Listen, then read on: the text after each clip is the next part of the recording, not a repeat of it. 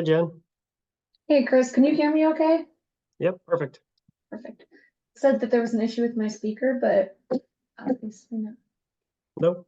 And it looks like it's recording already too, so should be all set. I just jumped on early because I don't know what to expect, so figure. We'll see. Yeah.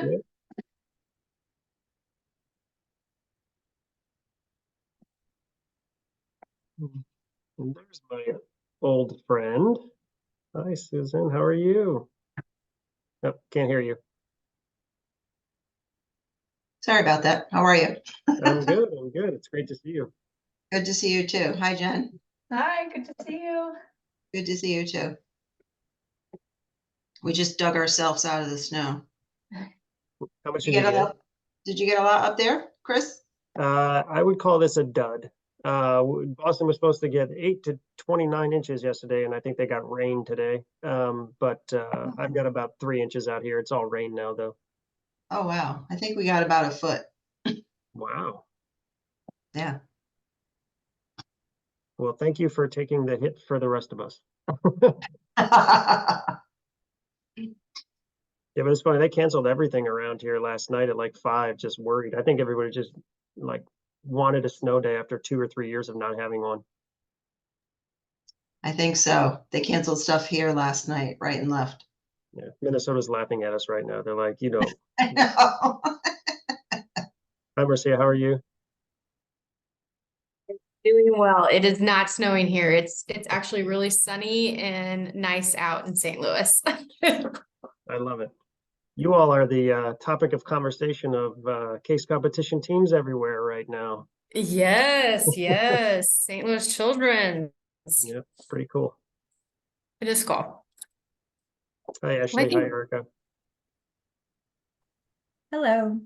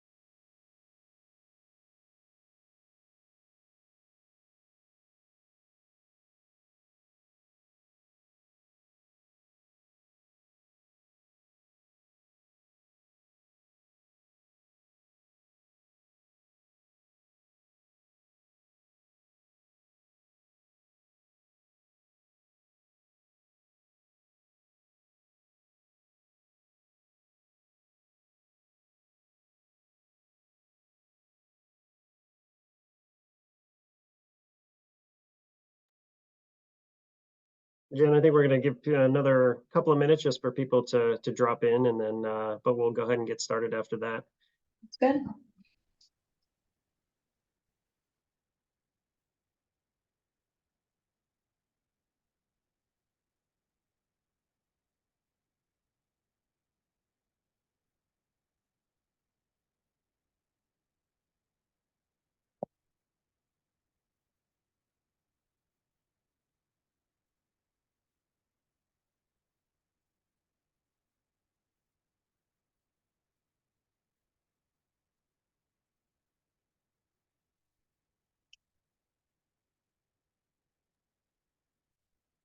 All right, looks like people are starting to jump on now. Should we get started, Jen? Yep, we can go ahead and get started. Sure thing. So hello, everyone. I'm Chris Lewis. I'm a faculty member at the Boston University School of Public Health and the chair of the steering committee here for NCAF. And thank you all for joining us. It looks like we've got some folks who are on our steering committee as well as others. This is a new thing that we're trying here. We have, it's a period of transition for NCHL with the search ongoing for a new CEO president. And Jen has taken a new role, and she can tell you all about that in just a few minutes. But the steering committee in the past has been, nominated by everyone in the community, has been acting on behalf of the NCAF community, both our graduate programs and the fellowship sites and others. And we have in the past had closed meetings, and we've had some other opportunities along the way where we wanted to have feedback from the participants, both the graduate programs and the sites. But at the same time, we realized that we wanted to have a more consolidated, integrated committee this year. And in doing so, we have taken the subcommittees that were essentially functioning separately, and we've taken those committee members and moved them onto the steering committee. So they're still doing the work of those committees, and they're carrying out those duties, but we're integrating and trying to streamline communication a little bit better. And in doing so, we tried to find new ways to have our stakeholders and everybody who's involved in NCAF have a more direct line to the steering committee. So twice a year, we're going to have these, quarterly meetings, which we would normally have done just as a steering committee, but we're going to have about half an hour, 45 minutes, an hour, where we want to hear from the members. And we've posed a few questions that came out in the agenda, and we'll get to those in just a few minutes. But I just wanted to give that as a little bit of a background to the additional context for today's meeting. And if we're going to do some introductions just in a second and if people from the steering committee who are our members can actually just chime in and say hello. And if those of you who are not on the steering committee want to just put your name and your organization, and whether you're a graduate program or a fellowship site or another interested party, if you can just put that in the chat just so we know who everybody is and what everyone's role is, I think that would be really helpful. I think there's 25 or so people on now. Just take a little bit too much time to go around and let everybody introduce themselves. But again, thank you so much for joining us today. And if I'm going to start with Marcia, if you want to just say hello and introduce yourself, and then if the other members of the steering committee can just say a quick hello and your organization, that'd be great. I'm a faculty member at St. Louis University in our MHA program. And Kevin Broom, faculty member, University of Pittsburgh. Thanks, Kevin. Mina Nuki, Children's Hospital Los Angeles. I'm the administrative program, or the program administrator for our fellowship program. I'm Ashley Counts. I'm from the University of Kansas Medical Center, and I'm a faculty in our graduate program. Great. I'm Erica Kell from Wellspan Health. I'm our administrative fellowship program coordinator.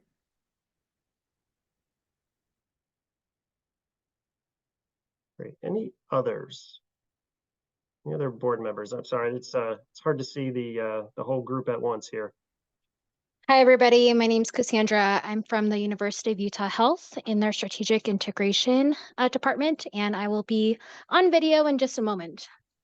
Thanks. It's no problem.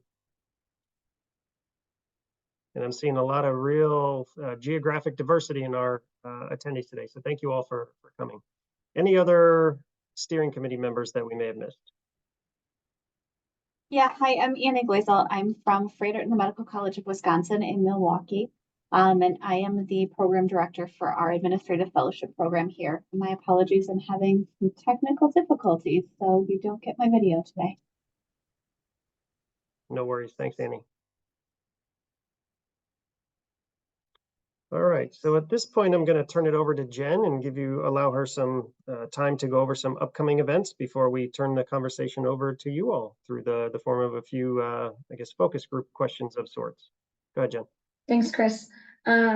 So just wanted to welcome our newest members to our smaller steering committee group as they introduced themselves just a minute ago. But many of you should have received an email this morning, bright and early, about an opportunity parallel to the Congress happening in Chicago in just about a month.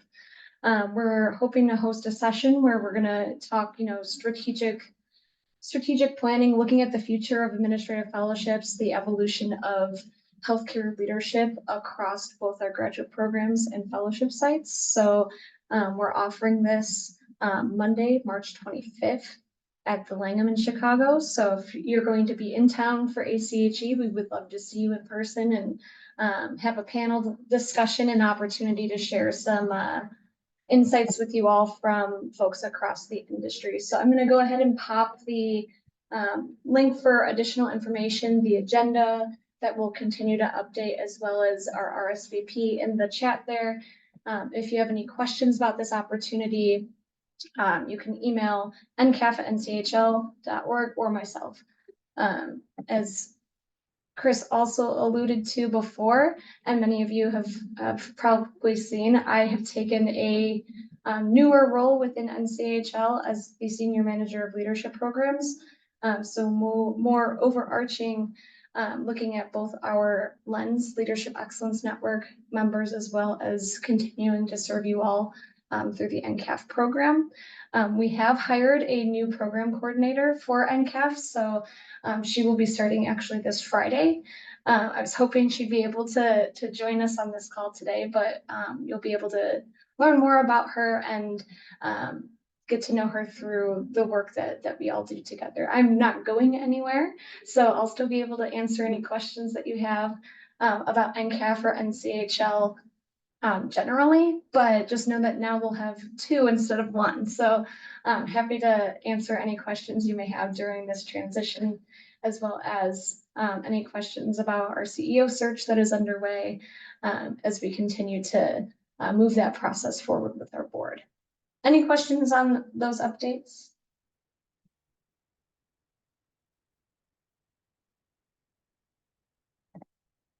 Hearing none, I'll move over to some of the questions that we have for you all today. These were included on the agenda as well. But really, like Chris mentioned, we want to make sure that we're hearing you and we're hearing, what's going to be most valuable in connecting graduate programs and fellowship sites together. What's, really niche about the opportunity to learn from each other. Whether it's from all graduate programs or all fellowship sites or a mix, different projects or collaborations that we could consider, and areas of focus for early careerist development and pipeline development. So I'll open the floor with any of those questions that are up on the slide, and I look forward to hearing your feedback today. Thanks, Jen. I think I'll focus us just to make sure that we hit everything that we need to. So let's just start with the first one. Let's go from there, because I think that it's a really good opportunity to hear what value NCAF membership is offering people. So if you can, consider the benefits and the aspects of NCAF and which ones are most valuable to you, your students, your fellows, and let's start there. Thoughts from the group.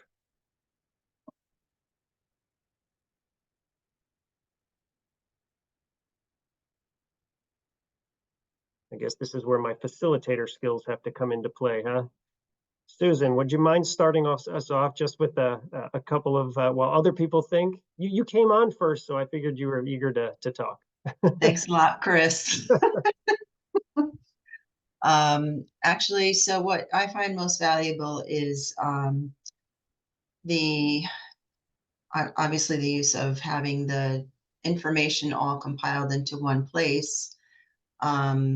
And I have to say, Jen has been more than helpful during the time that I have known her. Being on, I guess we've been on, Yale has been part of the program for a number of years now. And I can see the enhancements as time goes on in terms of programs that are offered, education that are offered. It's great to be able to post questions and hear what other people have to say about different topics. The fellows do find it interesting as well, I have to say. I haven't gotten any feedback of late, but that would be my input. Great. Thank you. I really appreciate that. Mm-hmm. Others? From a well-span perspective, sorry. what has been the most beneficial to us is just having the broader talent pool through NCAF, through the application cycle. Our organization's reach has grown significantly since we've joined NCAF, and our fellowship has grown as a result. So that's been definitely one of the most prominent benefits. That's great. Thank you. Cassandra, go ahead. And then I was just going to say, any access to benchmarking data is really valuable to our organization. I just reached out to Jen for, I think you guys put out a report maybe in 2022 or something. I was trying to find that, and she directed me of where to go to find that. But we definitely utilize that benchmarking data. We like to see how many different organizations are utilizing the NAFCAS portal, how many fellowships there are, what the average salary range is. It's very helpful for us. So any kind of benchmarking is appreciated. That's great. Is there anything on the benchmarking survey or the data that you wish you had that we aren't providing right now? That's a good question. I'll have to think about that. Sure. No problem at all.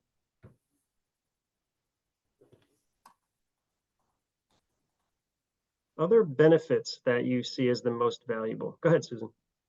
I failed to say that being able to network with other programs. I had the privilege of working on the revamping of the manual within a group of people, and it was great to be able to talk and hear what other programs are doing. So the networking aspect is great. That is like a wonderful tee up to the third bullet point here on the slide, which is related to the ways that we can better, improve and support those networking opportunities. Do others have thoughts about ways that we can help you engage more, either with sites or with other graduate programs? Val, go ahead. Based on feedback that I have received from the fellows, they would like to have more networking opportunities. As a program manager, I really have loved the application portal to be able to review and receive fellowship candidates, knowing that it's all in one place. It has really streamlined the operational process for us. But from the fellows, they will probably appreciate some of the networking opportunities, or help me to help them know where to find the networking opportunities as a fellow, so that I can get that information to them.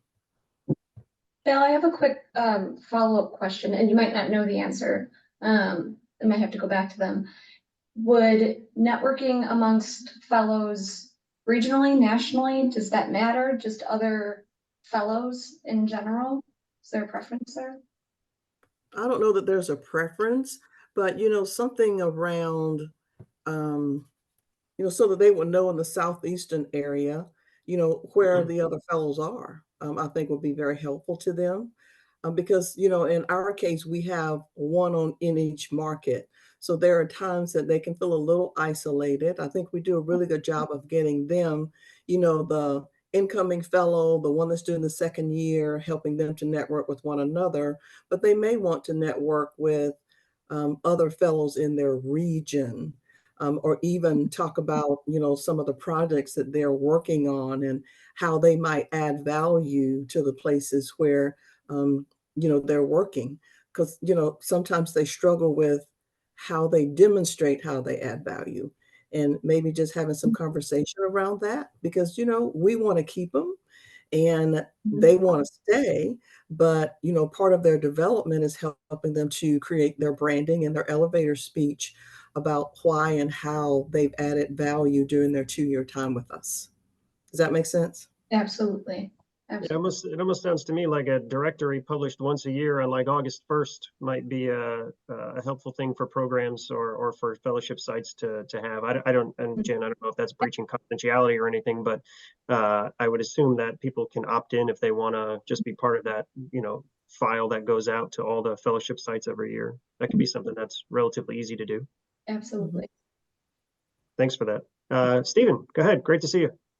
Hello. I would echo what Val said. Definitely. I think those are all the kind of functions and benefits that we would also value at UAB for all of our traditional students. I wanted to ask, and maybe this is more of something that needs to be discussed further and see if the need is real and growing, but amongst our working professionals, and that's admittedly kind of my area of focus in our program, is not the traditional age students, but the working professionals who are at least mid-careerists. And a lot of times people trying to make that bridge or transition from some kind of more clinical, mid-level lab, back office kind of role to the leadership path. And the traditional fellowship structure doesn't fit them. Sometimes, even though they have the same qualifications, arguably more, they even have a greater difficulty getting those positions. And even if they can, they're not quite right for that person. So I'm really interested in collaborating with others in a discussion group about what should we be doing. I know it's not a traditional fellowship, but what should we be doing to help that transition to a leadership path for our mid-career working professional HA students? Thanks, Stephen. I appreciate that. That's it's definitely something that can help augment the offerings and the programs that we have, because in many of these students too are they go on to be fellows, and then they go on to other various roles, and we have to find other ways to engage people along the continuum of the career, right? And not just at that one point as they're doing the fellowship or right afterwards. So I appreciate that. Annie, go ahead. One quick piece of feedback that's come up recently in our program is looking at or thinking it would be really, really beneficial if there was opportunity to network between programs, fellowship sites, and grad programs that are in the same regional vicinity in kind of the off recruitment season. So I think we all peripherally are aware of what's in our markets, both programmatically and fellowship site wise, but having, whether that looks like a directory of here's who the grad program directors are at these schools, or here's who the fellowship site coordinators or directors are at these fellowship programs, might be one thing, but also having the opportunity to kind of connect, network, build relationships in regionally specific ways is something that our exec sponsors have recently asked for. So we're working on doing it on our own, just developing relationships with those that are in our own backyard. So if anyone on this call is going to hear from me, be prepared if you're in my region. But it'd be really helpful to have kind of some kind of networking opportunity or information shared or connection points, so that as grad programs are trying to prepare their students for graduation and fellowship preparation, they have at the top of their mind, oh, this program offers a 2-year project-based or rotation-based opportunity, and they're located here, and this would be a really great connection point. Kind of how do we better feed and facilitate those pipelines, both out of grad programs and into fellowship sites, would be amazing. I'm happy to be part of any kind of development that looks at what that could potentially look like. That's a really cool idea. I'm just thinking about the Boston market and how many fellowships there are, and that, even, north of Washington, D.C., as to how many graduate programs there are. And I'm sure people would love a wine and cheese around learning more about this, but great suggestion. Thanks, Anna. I really appreciate that. I'm interested to hear what you come up with too, and the things that you're all doing, is maybe we can learn from you all are doing. Yeah, of course. So Jen, can you go to the next slide? I think there's a couple of other questions on there. I want to jump to the third one, which was around educational content suggestions. I wanted to see if there were topics and Jen, maybe you can give us a summary of what the topics are that we've talked about and done on the podcast and some other things recently, just to spark a little bit of a conversation about what educational content that we might be able to help create or develop or put out there for both fellows as well as students and the people, the leaders who are running these programs at the sites. So maybe just tell us a little bit about the types of things that we've done over the last year or so, and then what we, start a conversation about what we could do in the future. Yeah, absolutely. So last year for those that have been members for longer than a year or two, probably remember we used to do a summer enrichment series. That was a webinar series that took place over the course of the summer. It was for students and current fellows to, hone up on some really important professional skills, whether it be interviewing, elevator pitches, things like that. But we shifted from that kind of synchronous virtual opportunity where folks had to meet every Wednesday during the summer in a webinar format to a podcast format in the last year, and really focused on career stories from a variety of areas in healthcare. So we've talked about leadership development programs, we've talked about consulting, we've talked about workplace politics, work-life balance, well-being in the workplace, and then featured a couple fellowship programs as well. So kind of spanning the gamut of topics, expanding upon not just, professional development, but here is how XYZ person got into the field that they're in. We also highlighted some professional associations and certifications, Lean Six Sigma, the RHIA certification, and engagement in the workplace, how early careers can get engaged, all of those kind of topics. And we've gotten good feedback and we can see in terms of the podcasts, which are the most valuable and the most listened to. So we could go off of that data, but I want to make sure that we're also staying ahead of the curve when it comes to educational content. If there's things that maybe from the graduate program side that you want us to supplement and push forward with your students, or from the fellows perspective, if there's things that maybe they're coming in and they're missing pieces of the puzzle, we would love to include that for this year's content. Great, thanks, Jen. So I'll open it up to the group now. Are there any specific topics that you would like to see, and if so, how can we best deliver them? Mina, go ahead. Hi, everyone. So on that topic, I don't know if it's the same for other folks and if other fellowship sites are experiencing this, but over the last couple of cycles, we've been seeing a shift in candidates, whereas traditionally we've kind of seen the whole range of candidates, some folks who are coming straight from high school, undergrad to grad school, to those who are taking a couple breaks here and there, and those who have a longer work experience as opposed to internships and volunteers, which are all still valuable and wonderful. But I think in our candidate pool it was all folks who went straight undergrad, high school, undergrad, grad school.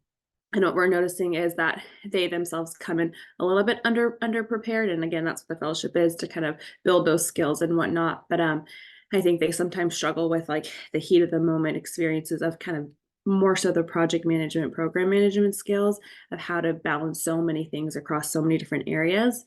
And if so, there's educational content around that, because that's what we're focusing moving forward on, program management skills and kind of how they can best assess, and that'd be really helpful for us. That's great. Thanks, Mina. I really appreciate that. Interesting to hear the trends too, and seems like the candidate pool is getting younger in some way, in many ways. Ashley, go ahead. One thing that keeps coming up with more frequency, it seems, is some questions or maybe even anxiety around interviewing and trying to figure out workplace culture, organizational culture, and fit with that. So I think that that's something that our students are really kind of hungry for some more guidance with. Great, thank you. Yeah, I think related to that too is just really this idea of professionalism. We've seen a lot of variation in professionalism from the students coming into the program to where we have to get them out of the program now. There's just a lot of differences in the way that the generation that is going through graduate programs now is acting and kind of coming out of COVID, and there's they're living in a hybrid world, and we still have to have professional standards that are things that number one, we have to know what to teach them. Number two, we have to understand what you all are expecting of them too. So I think that there's definitely, a relationship there with what you're talking about, and with not just the interviewing process and those things, but also just with generally with professional development. Other ideas? Oh, go ahead, Mina. Sorry, I had another one come up. And this is just how MPH and MHA programs and MPA programs are. But I know that we, myself included, when I first joined, we all have exposure to finance and accounting by way of like one or two courses. And so when we get to our fellowships, folks express that's like their biggest area of concern or lack of knowledge. And so if there's any way to kind of weave it in ahead of time, it'd be helpful. And then also if there's like fake data or fictitious data, making it a little bit more closer to what an actual organization may experience outside of like, oh, you have $3 billion to spend and whatnot. And so I know that they come in primarily wanting that education ahead of time and are always afraid to go through their finance rotation. Our finance mentors are wonderful, but that fear is always there for them. But you never had that back when you were in grad school. You were always ready for it. Sure. Other topics that we can work into our, how's the podcast being received? Are your fellows, interested in the topics or have people listen to them? Jen would say that they're being viewed and being listened to, and that's good news. I'm just curious if that mode of delivery is the preferred right now, or if there's another way that we can communicate that might be even, be a nice partner with the podcast. And I'll add for context, I think, Chris, you asked me this at our last meeting, but we've had probably anywhere from 4 to 20 early careers participate in the webinar each time, more so the lower end of that spectrum. So the purpose of kind of converting to a podcast was to catch everyone at kind of whatever point they're in. So I'm curious if folks have any feedback on that.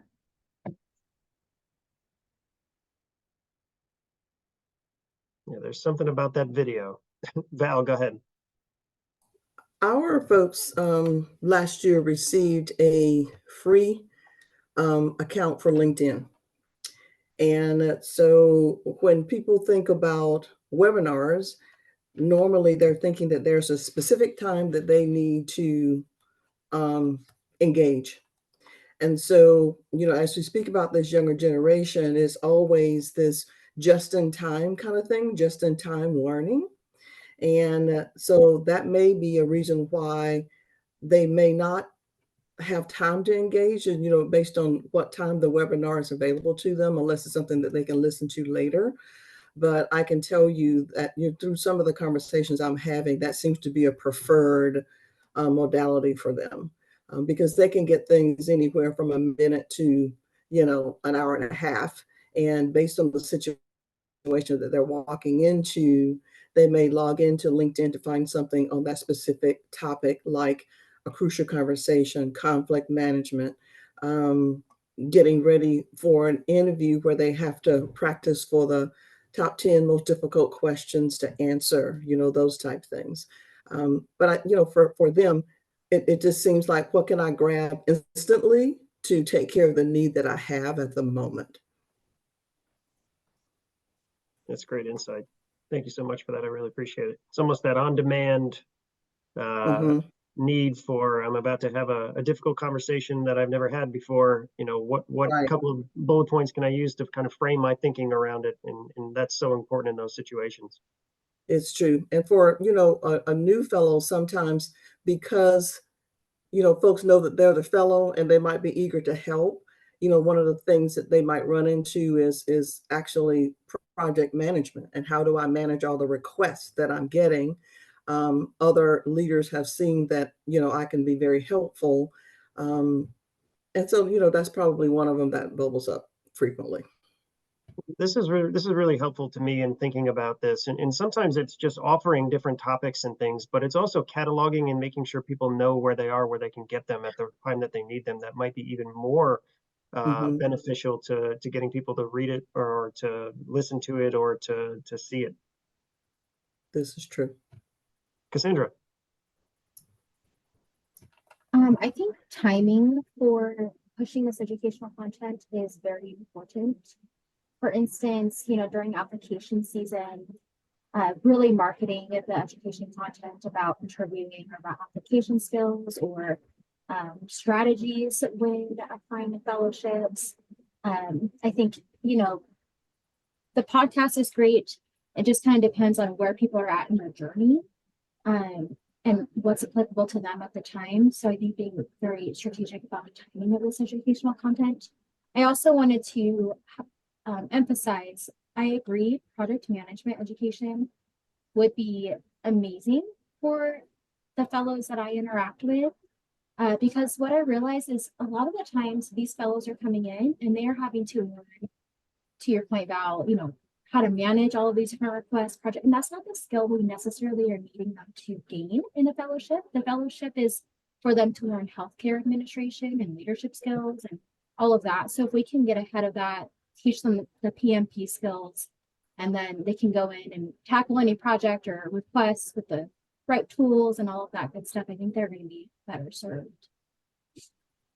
And then I thought of one thing, Chris, your question about what would be good for benchmarking. Maybe you have this, maybe you don't already, and I missed it.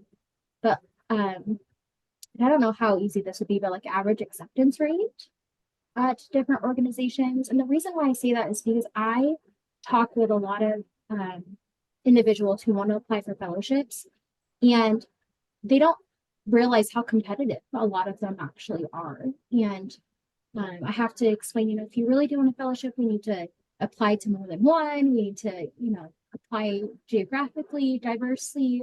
Don't put all your eggs in one basket kind of thing. But because that information is not very public, I don't think a lot of people know just how competitive different programs are. And that may influence how individuals apply to fellowships. Thanks for both of those. I really appreciate that. And I don't know what we've publicized, I guess across the industry in terms of those acceptance rates, but and then the question is, how are we calculating those? Is it if you were offered a position, did you accept it? Or is it just the total number? Because we have the total number of applicants at each site versus how many they select in a given year, and they vary widely. We have some that have 150, 200 applications and they take one or two people. And then we have others that are very small and get smaller numbers. So if we're looking at the rates, it would just be a matter of what do we actually want to get out of that? But I do think that that's something that we have the data for. And maybe that's just like a webinar or an educational content of like just how competitive are fellowships, or what's my likelihood of getting a fellowship? And that can be just a series or a topic of strategies for getting a fellowship. You can weave in some of that data. Just thought. Thank you. Go ahead, Marcia. Something that I noticed over the summer, and I think that, and I can't remember when our webinars were available to students, but what we noticed is that we had webinars at night for our fellowship series that we do for our students, and they were completely overwhelmed because most of them are in internships at the same time. So I think, yes, echoing what others have said, of looking at times that work for them, because I think a lot of, if they're during that noon time, they're trying to do their 40 hours of internships, and so that's why we've moved ours to the night. But I will say that yes, they're overwhelmed with that process, with information overload. The other thing is, I know we talked about having a list of sites. For us to prepare our students for the fellowship process, it would be beneficial if we knew, like, for each site what the rounds of interviews are. Like, oh, we only have one first and second, or first and final round, so that we could better help prepare them for the different rounds that they're going to see throughout the fellowship process. That's something we do interview prep workshops with our students, but it's kind of general. So if we can be more specific in knowing what rounds each organization has and what they look like, we can better prepare the students for that. I'm glad you brought that up, because I think this might have been talked about last year as well, as getting the dates for interviews. Mm-hmm. So not only fellowship sites can see that, but graduate students can see that and kind of make decisions based on when interviews are, and have a better schedule of where they're going when, should they be selected for those interviews. Yeah, there's a lot of variation in how the sites are handling them. Some have Zoom interviews at first, and then they do, a second round and then an on-site. Others just do the on-site. They whittle it down and they take 8, and we're going to bring them all in person. But there's a lot of variation, and maybe some way of cataloging that, or getting even just an Excel file that, you know, supports what is the process.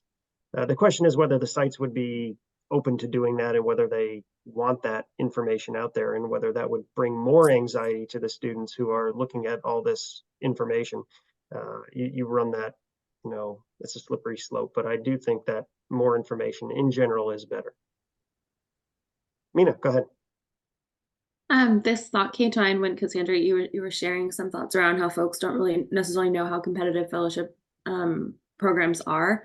And it got me thinking of the reverse, actually. And if there's some type of like content or eventually around like, if what happens if you don't get a fellowship. And I think the message is really important, where like, you will be fine, you will succeed, you will be just as successful. And a fellowship isn't the only method into healthcare leadership or leadership in general. There are different ways, and maybe bringing people to speak about it, or just to kind of give them reassurance and like, this is what your career could look in a different way. That's great. So we've got about 10 minutes left here, and I want to make sure that we've got a couple of other questions on here. Is there anything else that other people want to add for the content conversation about what to add and how to offer it? Anything else from the group? All right, let's go to this one that's on the screen right here, the NCAF benchmarking survey feedback. Jen, is there anything specific that you're looking for in this conversation, or just, is there one survey more than others that you'd like some conversation around? Really just, and Callie, our director of research, is on the call with us today as well. So if you have questions about benchmarking, or things that we may or may not have, she will probably know better than I will. But really just looking for if there are pieces of information that you wish you had, like you posed before, Chris, you know, things that you wish you knew about the applicants to your fellowship programs, or other graduate programs, what you want to benchmark against each other with, fellowship sites, things that we may be missing from what we currently offer. Great.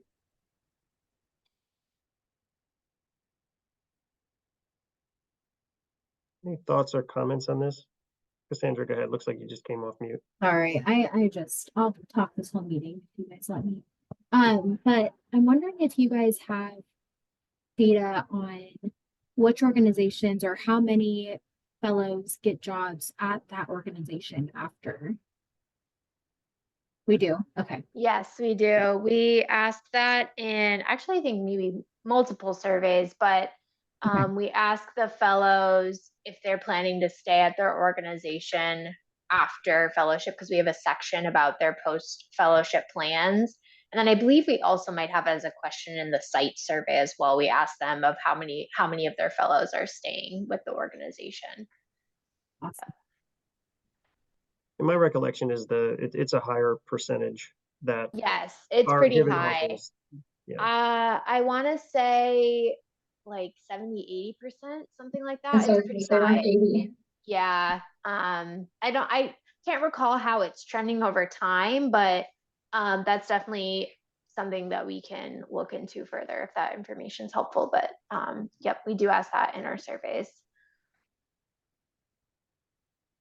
One thing that's particularly of interest to me is if students go through this process and they apply and they go through the fellowship and they get a fellowship, if they leave, where do they go, right? Do they go to another health system, or do they go to some other industry, and do they go into the private sector? I think that's important information for us as a steering committee to understand, because those are, I don't want to, I guess, forget the lack of a better term, but those are the competitors, right? Those are the places that are not necessarily the traditional hospital health system sites that we haven't really branched out into. You know, fellowships are primarily still hospitals, health systems.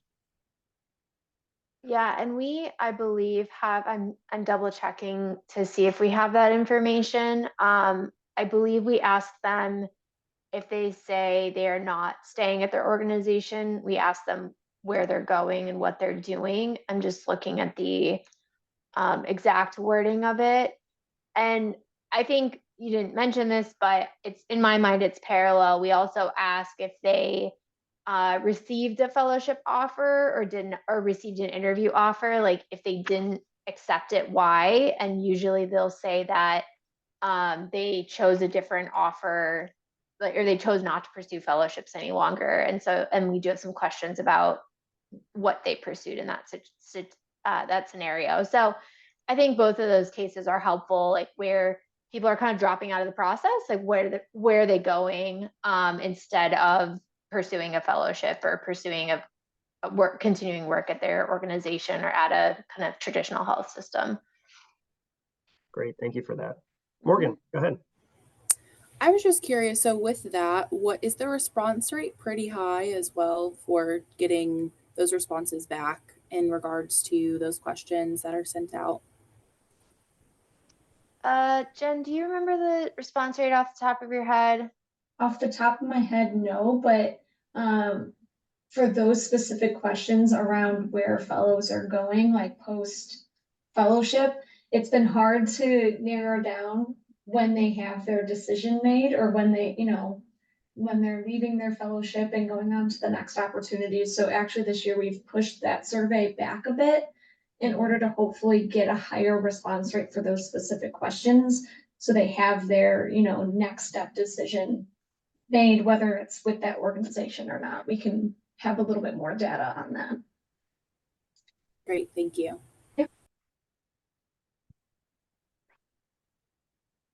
Any other questions or comments on surveys? We've got our experts here. And we're happy to continue this conversation even after this meeting too. I know that this is a annual process and we're always looking for feedback and new data points and new things to ask. So feel free, if you don't want to say anything today, you're more than welcome to email me or Jen or Callie. And I'll also add anything that comes up around how we share the benchmarking data. We do an executive summary in the dashboards, but if there's another way that would be helpful or another way to visualize it, we would love to get feedback on that, because the dashboards are relatively new to at least NCAF's benchmarking process. Kelly and I have talked about regional profiles, and we've started to make more of an effort to look at the data regionally. So if there's anything in those areas that would be of interest or things that we're missing, please let us know. Thanks, Jen. Jen, can you flip back one slide real quick? We got about 5 minutes with this group. I want to make sure that we're being respectful of everyone's time, but I do want to just cover this last question quickly and then open it up to the group to provide any other comments or things that we didn't ask about that they wanted to bring to the table today. But this second bullet really talks about early careerist development or pipeline development. Are there any areas of research or any content areas that that NCAF or NCHL can provide or be a kind of a thought leader to help you all as you consider how to help your fellows and early careers be successful? This is broader than just fellows, I think, too. And as you know, NCAF and NCHL and their future planning, I guess, in the spirit of being a steering committee, if we want to be more, if we want to do more to help you in this area, what are the things that we could do to really help augment the things that you're already doing in terms of early careerist development? Anything come to mind? So I think we have, leadership development programs for folks that are not in a fellowship, but I think what will be helpful is to have examples of job roles that fellows are normally placed in after that fellowship. I get asked that quite a bit by the students. And so I think the applicants are asking that, and it's part of their decision making, before they go, and they want to know how many have you kept. And I think we've only lost one thus far because of a lucrative offer to work in consulting. And so, hospitals can't rise to that occasion easily, you know, with those high paying consulting kind of positions. But sometimes the students want to know, you know, once the fellowship is over, you know, we're hoping that they'll align with a department that they're really interested in, whether it's finance that they're really interested in, whether it's community public health that they're interested in, or actual hospital operations or a service line and those kinds of things, because they're discovering their passions along the lines. But sometimes they really want to be granular and say, so what job title is that? Is that coordinator? Is it supervisor? You know, that kind of comes up. Great, thanks, Bill. I really appreciate that. Erica. I think to that point, as from the perspective of fellowship program graduating fellows, as they begin their search, I think over the last couple of years, the job market obviously has tightened and the roles that are available have changed. So I think insight into how other fellowship sites have dealt with, like, how do you find the appropriate placement or the path for your fellows. Obviously, retention is always the goal, but maybe that looks different than maybe what before was a director position and is now, you know, director path instead. And that it may be just like a timing and career planning thing. So I'm just curious if there's ways to gather that input from what other organizations are experiencing and how they're addressing it in terms of retaining fellows, even if maybe the opportunities available have changed. Erica, I think that's actually a really great idea, and my brain automatically goes to like white paper or, you know, something that we can more tangibly share with the industry and be able to get perspectives from all of our members around. So I think that's a really interesting topic.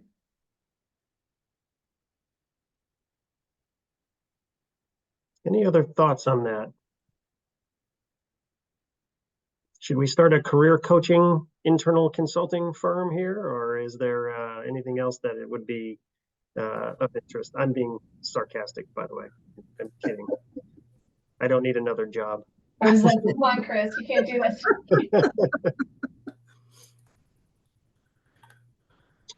All right. Well, listen, thank you all very much. Is there anything else that we haven't asked that that you all wanted to share with the steering committee today as we continue to plan into 2024 and beyond?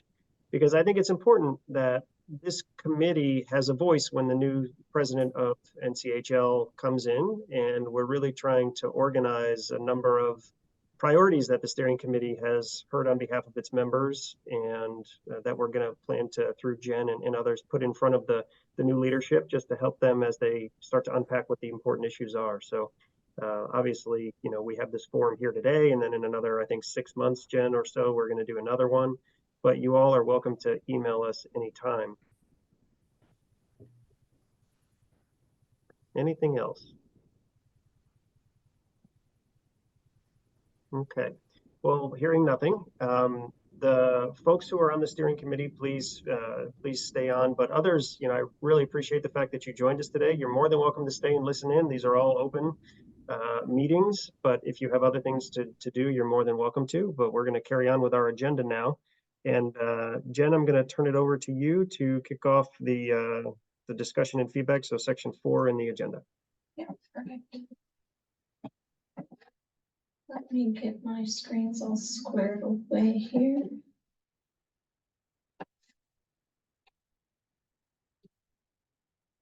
So folks, no real slides for this discussion section for this part of the agenda, but really still looking for, we're thinking about the ways in which we can leverage the NCAF membership and get folks to connect on a deeper level, like some of the ways that we've talked about already. So wondering if there's any other feedback around not only educational content, but thinking about now that we're post COVID, if I can call it that, the opportunity for any workshops or in-person events, or even leveraging our NCHL conference in a way that entices NCAF members to come and be a part of that. I want to hear from you all on other opportunities that we could bring to the table that, like I said, are maybe workshops or networking in person at our conference, if any of those sound enticing.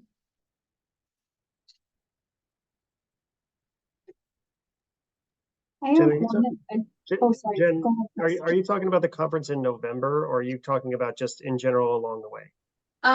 Both and Okay. or, the opportunity for, even regional, like someone had mentioned earlier, opportunities in person, but also our, in-person conference in November in Chicago. Yeah. Okay. Sorry, Annie, didn't mean to jump in front of you there. Go ahead. Oh, that's okay. That was important. Thank you. Just in thinking about or digesting some of the comments that were made on the first part of this call, a lot resonated with me. And Chris, even something you said resonated really strongly with me about how do we think about educating this next generation of post-COVID students that are coming out with maybe they had different experiences in their grad programs through COVID, or how do we better prepare them for fellowship interviews and fellowships in general, and thinking about different educational content opportunities for that, specifically targeted towards students. I mean, I think back to this particular recruitment cycle for us was really, really eye-opening in some of the expectations that appeared to be really misaligned with anything that we've seen before. And I know we've talked about this in past steering committee meetings, but just salary expectations that were really kind of off the charts. Or even conversations or questions that were asked some of our executive interview panel about positions that they could expect post-fellowship. And I think Val brought that up in the first portion of the call, but how can we better prepare students coming in? Because I don't want them to feel like they don't have the information they need to be asking intelligent questions or setting appropriate expectations, or making them kind of look almost ill-prepared or silly, asking some of the questions that were asked, or verbalizing some of the expectations that were sort of off the charts. So I don't know what that looks like, or if other people experience the same thing, whether that's a grad student webinar that just goes through some of those salary details or job placement expectations, or what does it mean to be a supervisor versus a coordinator, or what kinds of salaries can you expect in your post-fellowship roles, or that sort of thing. I feel like I'm kind of rambling now, but just trying to synthesize all of the things that I heard in the first segment of this meeting, which was really helpful. Interested in others' thoughts on some of that as well. Thanks, Annie. All good points.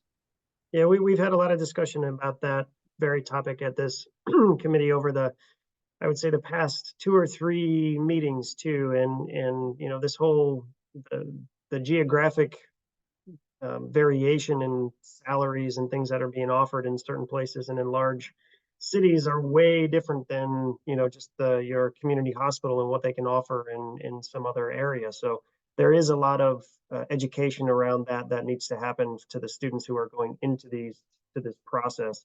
If you're interviewing for a fellowship in LA, you're going to get something very different than if you're going to Arkansas or Omaha. And I think that's real.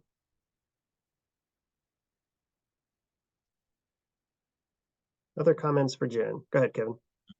Hey, this is really, I guess, both for you, Chris, and maybe for Jen also. But, the GYM group, we have 15 universities that put a lot of people into fellowships. And maybe this is a way that academia and industry can partner a little bit with being able to, get data from maybe the last, say 5 or 6 years worth of graduates from our programs that have gone into fellowships that are now post-fellowships, and kind of start collecting what are some of the type of jobs that they roll into, what was their salary in their fellowship, what was their salary afterwards, what does their career progression look like, and then kind of aggregate everything together and use it to kind of inform the field, both the practitioners and the students that are going into the fellowship market. Because I mean, I know every single graduate of mine since I've been here since 2017 that's gone into a fellowship, and I know where they are and what they're doing right now. And now other programs have more.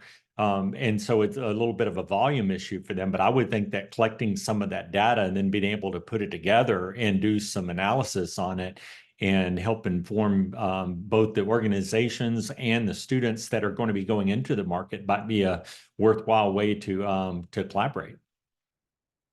I mean, even with the steering group, if there's like a subcommittee or a subgroup that wanted to work on this, I could bring this up as an agenda item for the gym group. We actually have a subcommittee that focuses on career planning and alumni engagement, and this falls right in their comfort zone. That's great, Kevin. Thanks so much for that. Jen, let's follow up with Kevin afterward. I think that we can definitely, have something tangible come from that very specific thing. Definitely. And I just saw the comment in the chat that we had an applicant say, I expect to be CEO in 5 years. Good luck to that person. Who wants to be CEO in 5 years after graduating? It's not like 30 years ago when that was common. And yeah, so that is squarely on the graduate programs to set expectations as well. Mina, go ahead. I was also thinking around the professionalism comment, because that definitely aligns with what we're experiencing as well. And I think, and I don't know if other folks feel this too, and I will preface it by saying I am the biggest advocate for remote work. I work at Children's Hospital Los Angeles, but I reside in San Diego. So again, very huge advocate of remote work. But what we're experiencing with our newer fellows is like the want and desire to be remote. And if they go into a rotation, which the team is fully or primarily remote, they totally have full discretion with the rotation sponsor to do that. But we also now see them kind of not showing up on campus as much and really taking advantage of what the fellowship offers you. And so we haven't really figured out how to combat that. But I also just feel as if this newer wave of folks aren't taking full advantage of what the fellowship could offer by kind of like being there, seeing it all happen, and just kind of being like, oh, I can be remote. I'm going to be remote today. Yeah, that's definitely a trend that we're seeing from the students who are asking, at least in my program, about, well, do I have to be there every day? Do I want to do this, or do I want to go work for a pharma company where I can work out of my house? And it's just a expectation setting, I think, is important there. Others.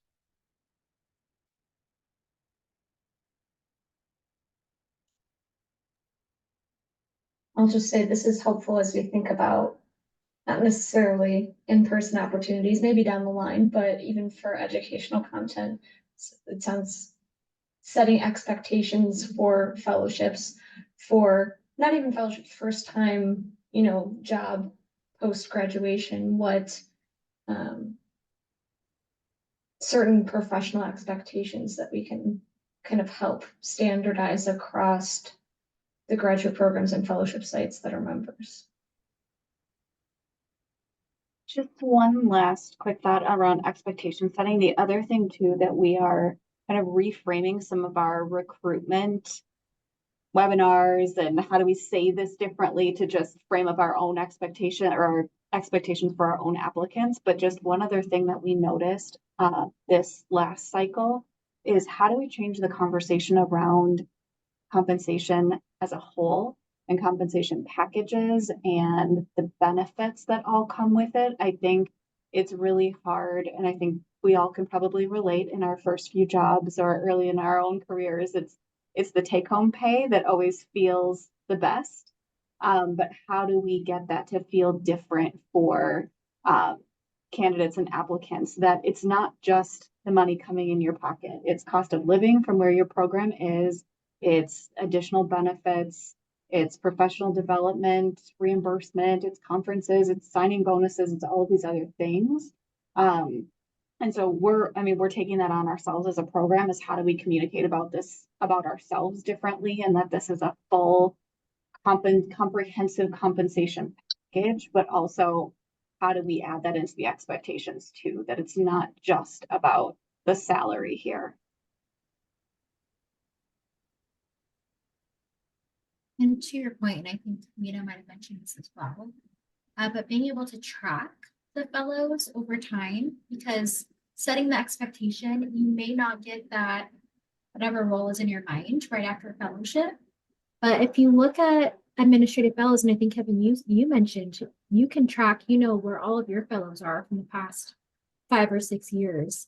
And if we look at all of the ones from University of Utah, I mean, they're all doing fantastic, right? And so we can see, how valuable the fellowship is, but realistically setting that expectation that you're not going to go from, fellow to CEO, that it is a journey, maybe an accelerated journey for some, but you will get there. So just adding in that piece of the tracking the fellows beyond just their next job, but maybe years out, which could be tricky. I recognize that.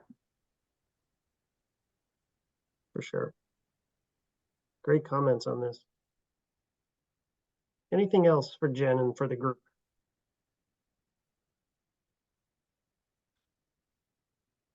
All right, so I think we've got a bunch of good ideas, Jen, that we can circle back with after this and start noodling on as we look forward to the end of the second half of 24 and 25. But this has been great. I do have one additional question not on the agenda for the group, if that's okay. Sure. Because we're hosting the panel discussion and strategic conversation in Chicago in March. We want to make sure we have a good setup of speakers for that, for panelists. So we're looking for folks from across the healthcare industry, your healthcare disruptors. We want to have a conversation with both the traditional hospitals and health systems that are you all doing these fellowships, but also the folks that are plucking up fellows after their program is done, and how we're moving early career development programs forward. So if anyone has contacts within Blue Cross Blue Shield, Emerging Leaders Program, the Chen Meds, the Cignas, all of those types of organizations, I'd be happy to have a conversation. So I just want to throw that out to the group, especially graduate programs that may have alumni that are within those programs or touching those leadership development opportunities. Would love to make that connection. So can email me, let me know. Appreciate it.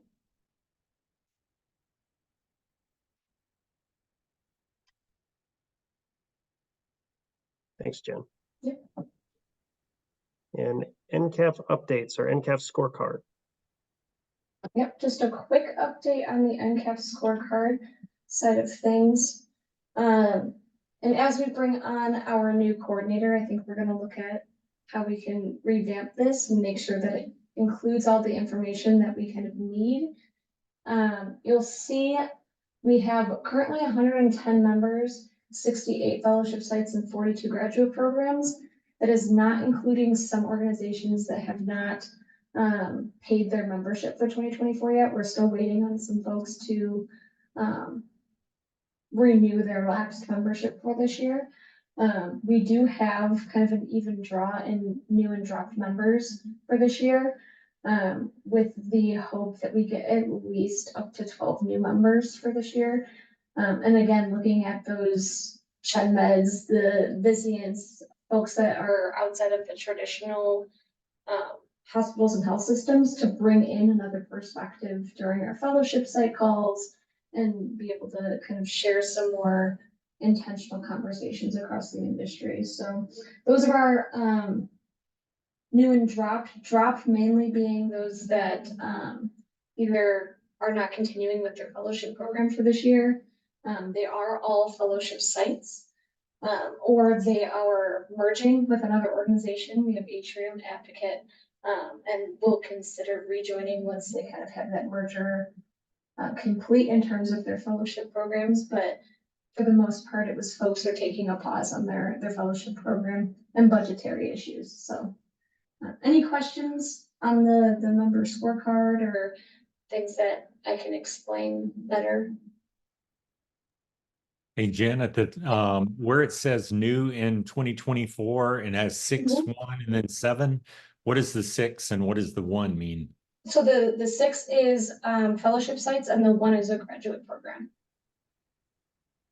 So we have 6 new fellowship sites for this year. Okay. And 1 new graduate program. Okay, thanks. And the same for the other side, 7 fellowship sites drop and 0 graduate programs. So. Any other questions? I'd just like to say thanks to everyone for a great, turnout today, and also for some great conversations. It's been really helpful for us as we continue to press forward. And our next meeting is in April. And I believe that's a steering committee, a closed meeting, but we'll have another open meeting in the third quarter of the year. Yep. It's good. Thank you, everyone. Hey, Jen, can you hold on for a minute afterwards so I can chat with you? And Chris, you can join in on this if you want to, because it's a follow-up from our conversation. Yep, sure thing. Or Jen, so we have that work group that might be great for this, to be able to put something from the student side of the house. Here's how many alumni went into fellowships, and then what their initial role post-fellowship was. So like, for instance, with us, we do have a LinkedIn group to where that I could actually collect a lot of that data myself without even having to do any type of a survey to them.